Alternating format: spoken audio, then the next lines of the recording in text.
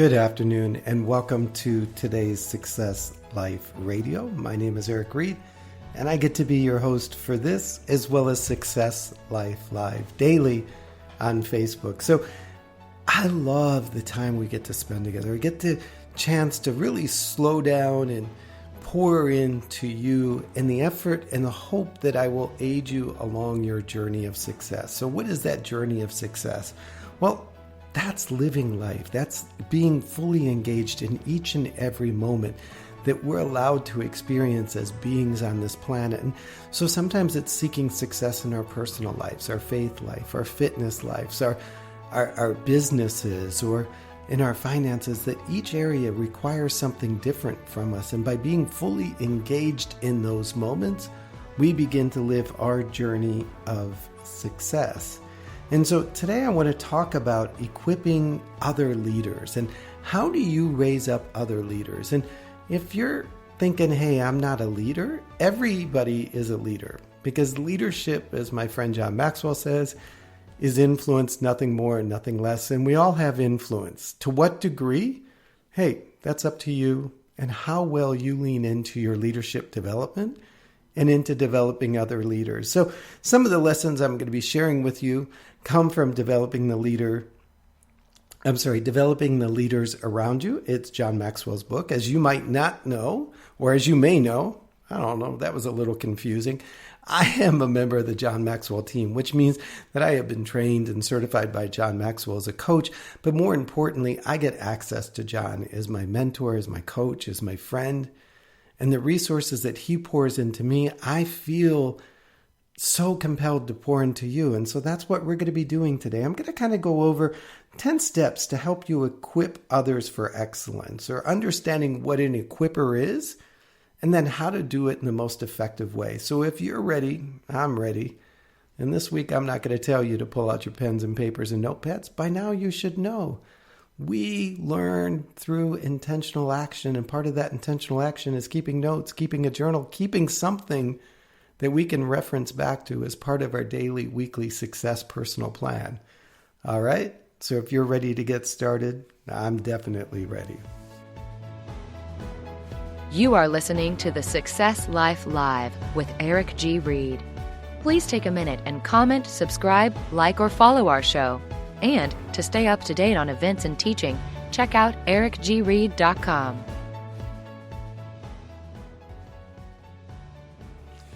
So equippers model and mentor and empower other people. Equipping is an ongoing process of leading other people, of teaching other people, of assessing other people's potential as leaders, and then giving them the tools and resources that they need to grow, to become that bigger, better leader, to become that bigger, better self, to become that bigger, better influencer. So equippers are always asking questions of themselves, of their organization, of their team members, of their peers, of their support system, of their spouses.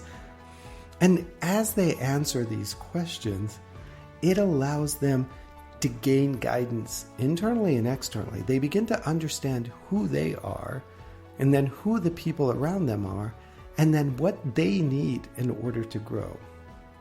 So if you were going to set up a model for equipping other people, if you were going to say, I want to raise up a team of leaders, I want to raise up a leadership in my family, in my faith community, on my team, in my company, I want to influence kids in a positive way, adults, youth, peers, what would that require of me? Well, I'm going to call them my 10 steps to equipping others for excellence. So if you're ready, number 1 on your list is going to be develop a personal relationship with the people you equip.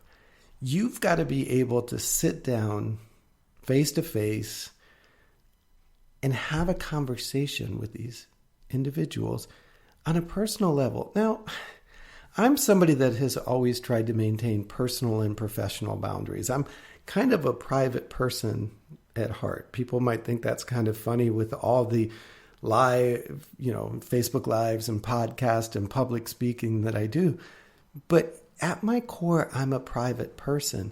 And so in order for somebody to be able to equip me, to lead me, to influence me, to grow me, We have to have a personal relationship beyond that professional, that peer-to-peer. If you are going to lean into somebody's life, you need to lean into who they are and what their heart and their goals and their ambitions and their why. And that requires a bit of a personal connection.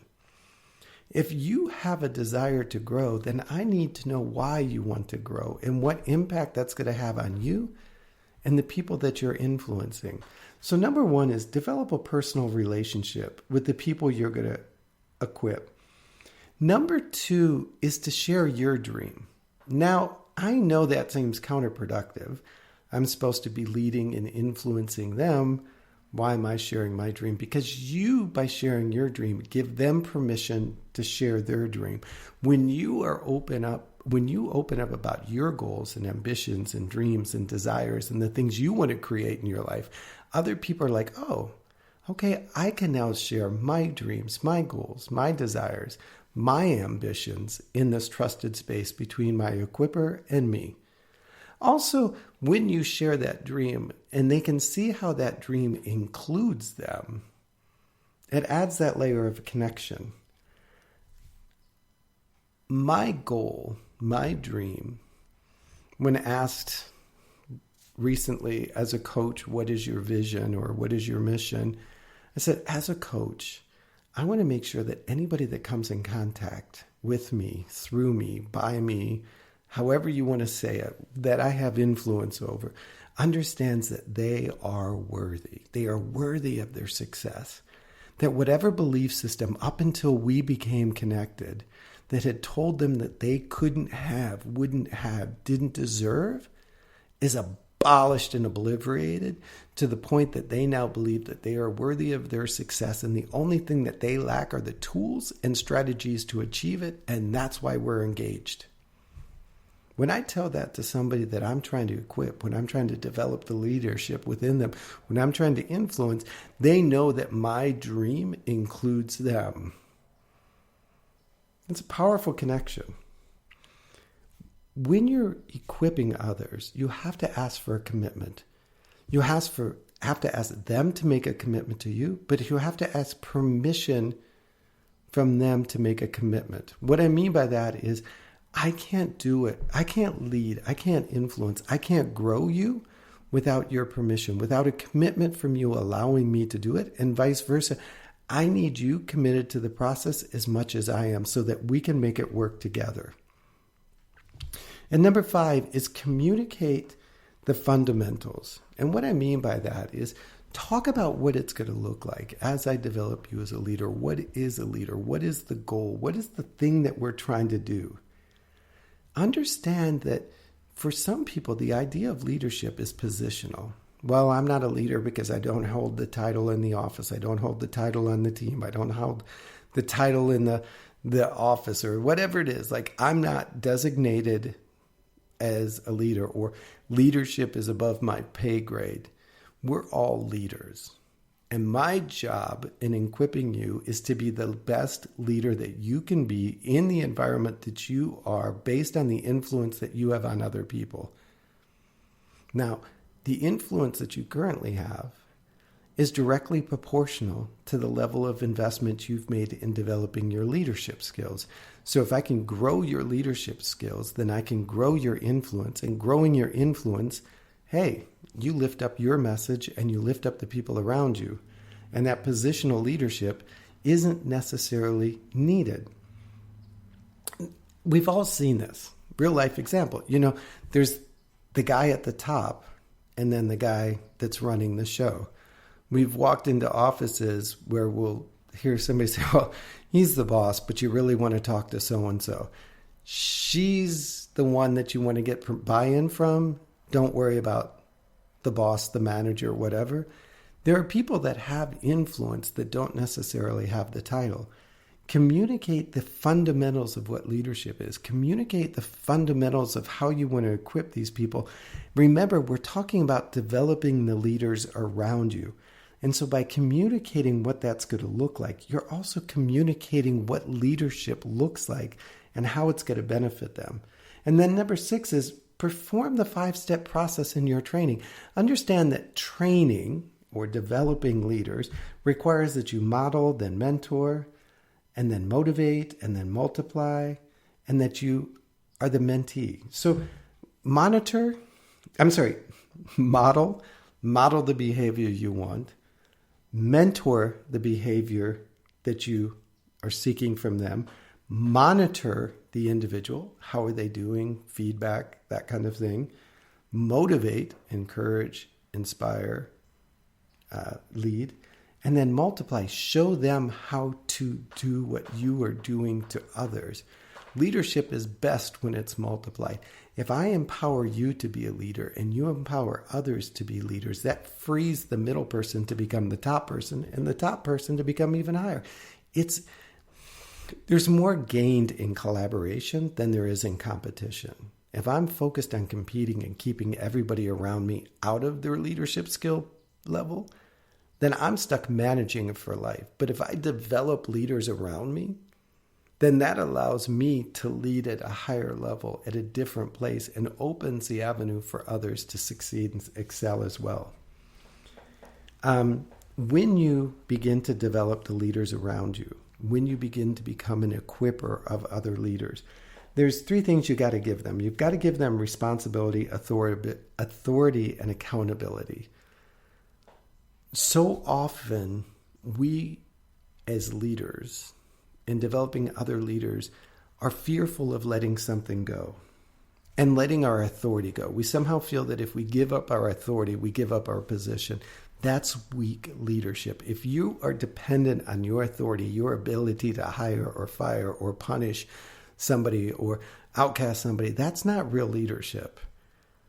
It just doesn't work. You need to be able to give up your authority and give up responsibilities, but you've got to be able to hold that person accountable and hold them fairly. So often when I'm in this role of developing other leaders, or when I'm coaching executives on how to develop other leaders or team members, I'll say, lay out the responsibility, lay out the expectations, lay out the benefits and consequences. I'm giving you this. This is what I want to see happen. This is the end result. This is the target. This is the goal. If we don't achieve this, this is what it's going to cost us, cost you. Be the negative. This is what we'll gain, positive, negative, positive, etc. And then turn over the authority. Sometimes you have to turn that authority over in a very bold and grand gesture, like I'm giving Frank or Sally or, Pat the entire authority over this project. You are going to report to her. She knows what my goals and expectations are. If you need anything, go to Pat. Sometimes it doesn't require quite the office meeting, the family meeting. I have a 10-year-old son and a 9-year-old daughter, and I'll even do that. I'll sit down with my son. I'm like, you're 10. I need your help with this, this, and this. This is what I need to get done. This is what I expect to happen. Are you okay with that? And if we don't get it done, here's the consequences. And if we do get it done, here's the benefit. And then I'll turn to his younger sister and say, your brother's in charge. And I turn over that authority. I don't micromanage his authority while he's in process. I don't step in, of course, unless there's danger. Same thing with corporate trainees and management trainees. Once I've given over the authority, I give it over completely. Now I monitor it, like I said, and I motivate and I mentor and I help them do it better and I model it. But if they're afraid that I'm going to snatch it back, then they don't fully invest in the responsibility. So you've got to be willing to give up that authority completely and then hold them accountable for what comes. And in giving up that authority and giving up that responsibility, it leads to number 8. You have to give them the tools that they need. So often, and I see this over and over again on teams and in companies and, even among entrepreneurs who have a small staff, they give them the authority, they give them the responsibility, they give them they hold them accountable, but they handicap them by not giving them the tools that they need. They expect them to solve the problem without the resources. They expect them to grow whatever it is without the tools necessary to do it. You've got to equip those remember, we're talking about developing leaders around you and you being the equipper. You've got to invest in the tools as much as you invest in the people. You've got to anticipate the cost of leading people to a new level, that there will be tools and resources. You can't take somebody that's doing a full-time job, give them a new responsibility without giving them a support person or a second in command of their old job, or moving people around or hiring somebody. So often, I'll see employees, team members frustrated because they really want to take on the next challenge. They really want to grow in a company. They want to become a leader, but they're still responsible for everything they were doing the day before they got the new job, the new project, the new idea. And they're like, I can't do both well, and I'm only going to get to succeed at one thing, and I'd rather succeed at what I've already got the job for versus the one that I don't, because if I lose the one I'm doing, I'm not going to have the upper. And so be sure to invest in the tools. Give them the resources, the time, the personnel, the physical equipment, the financial resources that they need to be successful. Because in doing so, when they become successful, it will multiply. The return on investment, always bigger on the back end. And then number 9 is really check in with them systematically. Remember, when I talked about the 5-step process, there's modeling, there's monitoring, there's mentoring, there's motivating, and there's multiplying. Monitoring and checking in with them really systematically. I often will say, why don't we plan to meet every Wednesday? Or why don't we set up just a quick review meeting on Monday mornings? Or I want to check in with you to make sure that you have everything that you need, that you have the resources, that you're heading in the right directions. It's not necessarily this, I need a report card, but I want you to know that I am here and I'm engaged in your growth and your development, that I understand that I can't just pass the ball to you and expect you to run with it in a new area, in a new position that maybe you haven't had to do before. And so in order for you to be successful, and when you become successful, you're going to multiply other successful people around you, I'm going to check in. And let's go ahead and get it on the calendar now. Let's go ahead and commit to it now so it doesn't feel like one of those calling into the office, calling into the principal's office, so to speak, meetings. But just know that I'm prepared to meet with you every Wednesday at 11 o'clock to answer questions, to help you solve strategy problems, to really guide you. So I hope that you'll come in here knowing that this is about helping you grow. So check in with them systematically. And then number 10 sounds like the same thing with meet periodically for equipping, but that's more like a bigger picture thing. That's where I sit down like, okay, what do I need to give you, provide you resources, send you to training for? Like, you're doing great on the project. You say that this is an area that you feel weak or that you could grow in or that you're struggling with. How can I equip you to succeed?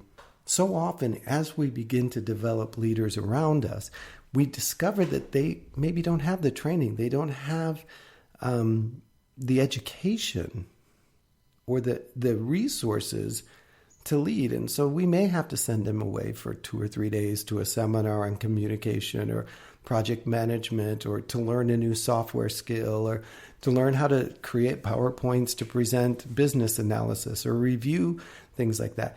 That's part of equipping them to become leaders. And so meeting periodically for equipping is really about, you've become this level. What do you feel you need to learn, gain access to go to the next level? What do I need to equip into you so that you can continue to develop as a leader? Remember that our goal as influencers is to develop leaders, and not positional leaders, not managers, but people who have positive influence in the world, whether that's through our businesses or in our personal lives or in our faith communities. You know, my son is involved in Boy Scouts, and so we talk about leadership and how are we developing the leaders, the young leaders, the tomorrow leaders. I work with teams that have gone stagnant, that their productivity is failing, that there's a lot of internal negative dynamics happening. And so I ask, have you been developing individuals? Have been you creating leaders? And sometimes the answer I get from bosses is like, nobody here is a leader. I'm like, well, you're the boss, you're the leader, you're the person of influence. It's your job to develop the leaders around you. If you want to have a successful team, a successful company, a successful whatever it is. So again, I'm going to go over those 10 steps to equipping the leaders around you, or equipping them for excellence, as I said in the beginning. So develop that personal relationship. Get to know who they are and what their goals and dreams are. Share your dream. Create that space that they understand what your goals, what your dreams, what your ambitions are, so that they can feel free to express theirs. Ask them for a commitment. In legal terms, there's this good of or a contract is only based on the exchange of goods and services. That commitment works the same way. I'm willing to give you this opportunity. What are you willing to exchange? I'm willing to exchange time. What are you willing to exchange? Get that commitment. Even if it's formally written, that's all the better.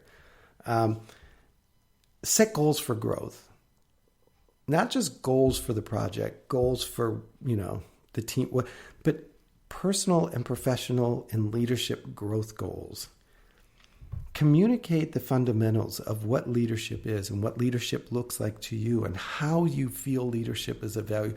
Teach them your value of leadership and how you value leadership and why they're being chosen for that through understanding the fundamentals. We talked about the 5-step process for training people, and that's modeling, mentoring, motivating, multiplying.